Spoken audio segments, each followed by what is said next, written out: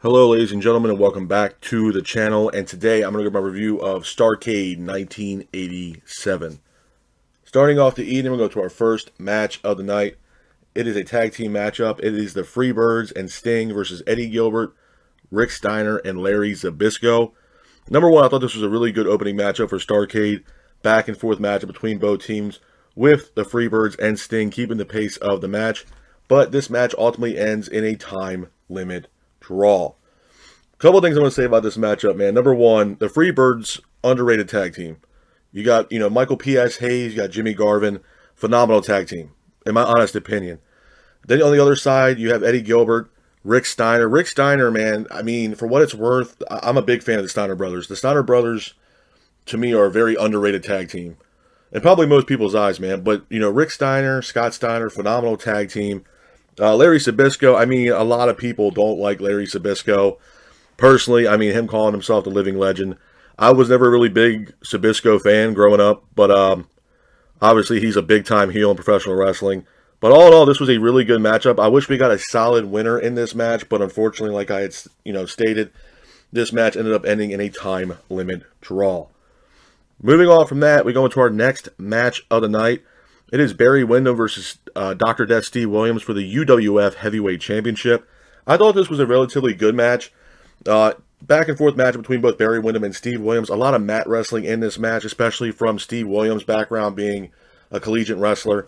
But the match in itself was kind of all over the place. Steve Williams ultimately hits a roll-up on Barry Windham, pinning him for the 3, and your winner of the match, and still at that time, UWF Heavyweight Champion is Dr. Death Steve Williams. Hats off to Dr. Death Steve Williams for getting the win in this matchup. Moving on from that, we go into our next match of the night. It is the Midnight Express versus the Rock and Roll Express in a Skywalker's match. This match was really good. Back and forth match between both the Midnight Express and the Rock and Roll Express. Bubba Rogers gets involved in this match, ends up attacking Ricky Morton. Midnight Express were pretty much keeping the pace after that, but Gibson and Eaton were both busted wide open in this matchup, but the Rock and Roll Express ultimately get the win in this matchup. Hats off to the Rock and Roll Express for getting the win in this match. Moving on from that, we go into our next match of the night. It is a TV title unification match. It is Terry Taylor versus Nikita Koloff. I thought this was a relatively good match as well. Back and forth matchup between both Terry Taylor and Nikita Koloff, with Nikita Koloff keeping the pace of the match. But Nikita ultimately hits a devastating clothesline on Terry Taylor, pinning him for the 3, and your winner of the match is Nikita Koloff. Hats off to Nikita Koloff for getting the win in this matchup. Moving on from that, we go into our next match of the night. It is Arn Anderson and Tully Blanchard versus the Road Warriors for the NWA Tag Team Championships. I thought this was a really good matchup. A lot of history between both Arn and Tully and the Road Warriors. The Road Warriors were keeping the pace throughout the entire match, but the Road Warriors ultimately hit the finish, pin for the 3, and your winners of the match are the Road Warriors. But the referee ends up reversing the call, and your winners of the match are Arn Anderson and Tully Blanchard.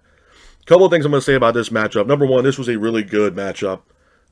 Road Warriors, legendary tag team. You got Road Warrior Hawk, Animal, God rest her soul, rest in peace to the Road Warriors.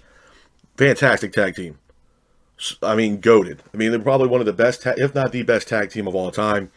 Arn and Tully Blanchard, I mean, what more can you say about Arn Anderson and Tully Blanchard? I mean, one of the best stables in professional wrestling they were a part of with the Four Horsemen, with Ric Flair and Barry Windham.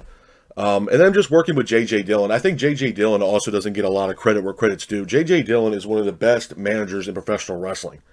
I would definitely put him up there, probably top 3 or top 5 for sure. I mean, the people that J.J. Dillon worked with, obviously the Four Horsemen are the predominant people that he worked with. And I mean, Arn Anderson and Tully Blanchard have multiple tag team championship wins.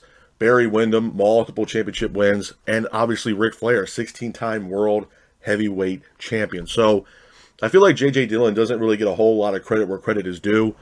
And he does a fantastic job of being a manager. But again, I thought the Road Warriors got the win in this match, but the referee ended up reversing the call, giving Arn and Tully the win. So hats off to Arn Anderson and Tully Blanchard for getting the win in this matchup. Moving on from that, we go into our next match of the night. It is Dusty Rhodes versus Lex Luger for the NWA United States Championship in a cage match. Number one, this was a really good matchup. Back and forth match between both Dusty and Lex Luger, with Dusty keeping the pace of the match. J.J. Dillon is ringside. He ends up attacking Johnny Weaver, who holds the key to the cage. Dillon ended up getting the key, but a chair was thrown into the ring, and Dusty ends up hitting a DDT using the chair on Lex Luger, pinning him for the 3, and your winner of the match. And at that time, new United States champion is Dusty Rhodes. A couple things I'm going to say about this matchup as well, man. This match, to me, was the pure definition of the old school and the new school. I mean, Lex Luger was pretty much a rookie at this time in NWA. And to be honest with you, fans loved Lex Luger. Loved him. Dusty, the way they were building and hyping this matchup, this was kind of Dusty's last hurrah as far as an in-ring competitor in the squared circle. And to be honest with you, Dusty, underrated. I mean, I think Dusty, number one, Dusty didn't have the look of a prototypical pro wrestler. And what I mean by that is like you have the likes of Hulk Hogan, a Bruno Sammartino, you also have Ivan Putski. And this is just naming a couple guys from back in the day that had the build like a Hulk Hogan or a superstar Billy Graham or, Jesse the Body Ventura. A lot of these, the physique in these guys were, massive. Dusty didn't have that, but what Dusty had was charisma. Dusty had something, there was just something, an aura around Dusty that people were gravitated towards Dusty. Dusty was the blue-collar, hard-working man, and a lot of people can gravitate towards Dusty at that time. He was a blue-collar guy. He was for the people. I believe, in my honest opinion, Dusty was the people's champ way before there was The Rock. 100%. And the one thing that I loved about Dusty was that, yes, he does a fantastic job on the mic. One of the best promos in the business is from Dusty Rhodes. Hard times. 2, how he moves in the ring with a man that's his size. He was very fast, light on his feet, and he always gave the fans a fantastic matchup. And like I had stated, they were just building this matchup as this was Dusty's last hurrah as far as being an in-ring competitor is concerned. And it wasn't more or less a David and Goliath versus kind of thing. It was more old school versus new school, kind of like passing the torch, even though Dusty had won this match. And as far as I'm concerned, Dusty was kind of undefeated in these cage matches. And he does a fantastic job in the cage matches. So, again, hats off to Dusty Rhodes for getting the win in this matchup and at that time becoming the new United States champion. Moving on from that, we go into our next match of the night. It is the main event of Starrcade 1987. It is Ric Flair versus Ronnie Garvin for the NWA World Heavyweight Championship in a steel cage match. Number one, fantastic match. Back and forth matchup between both Flair and Garvin.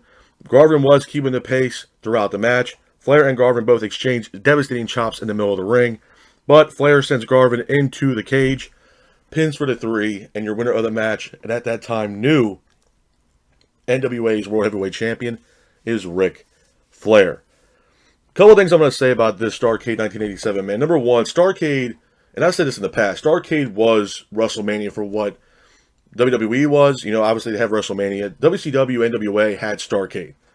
Now, obviously, usually 9 times out of 10, WrestleMania is around April, March, that area.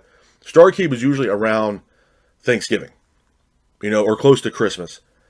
This was WCW's WrestleMania. They always put on fantastic matches that would build and build and build up, and we finally get the matches at Starrcade. And this goes hand in hand with what I said about Dusty. Dusty loved the business, and this was one of the events that Dusty had created. And Starrcade is synonymous in professional wrestling, in my honest opinion. I think Starrcade elevated a lot of wrestlers. It made a lot of stars. It, projected them into a Hall of Fame career. Same thing that WrestleMania would do, the show of immortals. Undertaker made a name for himself, at WrestleMania, the undefeated streak. Starrcade kind of gave me the same feeling. Now, I'm not saying every Starrcade was the best, just like not every WrestleMania was the best, but Starrcade was the show of shows, if you will, for WCW. And I think Dusty creating the concept of Starrcade and what it became throughout its duration throughout NWA and WCW, it was awesome. Absolutely awesome. And they put on phenomenal matches for the fans, man. So Starrcade, I was always a big fan of Starrcade and a big fan of what WCW and NWA was doing back in the day. Just fantastic job, man. The Ric Flair and Ronnie Garvin match was absolutely fantastic. You had two guys in the squared circle, man, in this cage match that neither one of them are going to give, you know, and Flair's chops that he lands on his opponents are just brutal. He's known for the chops that he does on his opponents. Ronnie Garvin, he fits the nickname, man. He is ruthless. I mean, that guy was just destroying Ric Flair in that ring and just taking everything that Flair had in that squared circle in this matchup. I mean, it was absolutely fantastic matchup. If I had to give Starrcade a rating from 1 out of 10, I'm going to give it a solid 6.5, 7. I'm not going to sit here and say it was the worst Starrcade I've ever seen, but it damn sure was not the worst. I think, you know, there's other Starrcades that are awesome, fantastic, but for what it's worth, this Starrcade was really good. Like I said, I give it a 6.5, 7 at best. But this is my review of Starrcade 1987. I hope you guys are out there staying safe, be careful, and remember, stay classic. Peace.